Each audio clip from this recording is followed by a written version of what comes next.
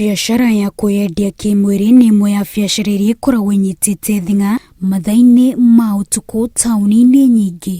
No kuma rĩrĩa watho wa curfew wagathĩkirwo, arĩa makoretwo marĩ wĩra-inĩ ũyũ nĩ amwe arĩa makundirio marũrũ nĩ watho ũyũ, kuona mathaa mao ma wĩra makunĩkĩirio nĩ mũkana wa andũ kwaga kuma nja mathaa-inĩ ma ũtukũ, watho ũrĩa wagathĩkirwo nĩguo kũgirĩrĩria gũtamba kwa virus ya COVID-19. Gũkĩrĩ ũguo, thirikari ya kaunti ya Makueni ĩrĩ gacĩra-inĩ ga gũtigĩrĩra arĩa makoretwo makĩruta biashara ya kwendia kĩmwĩrĩ nĩ magunĩka na tabarĩra ya kazi mtaani ĩrĩa ĩrugũrĩtio nĩ thirikari muoroto-inĩ wa gũtemera andũ ethĩ njĩra ya gwĩtiria mũtũrĩre-inĩ. Kijana akipata mapato sio inaenda kwa jamii, itafikia familia.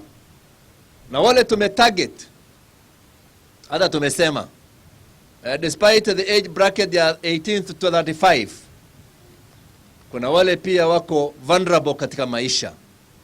Mfano single mothers, na hata kuna sekta ambaye si aibu kusema, haina aibu kwa sababu lazima wanaheshimika kama professionals. Wale tunasema commercial sex workers.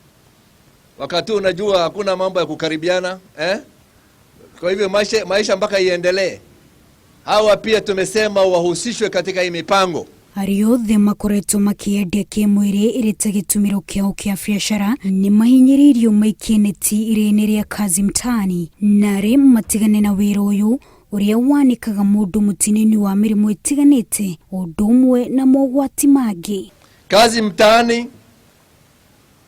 itakuwa inapeana kuajiri vijana kwa muda kwa sababu ya hali ngumu ya kimaisha wakati huu wa COVID-19.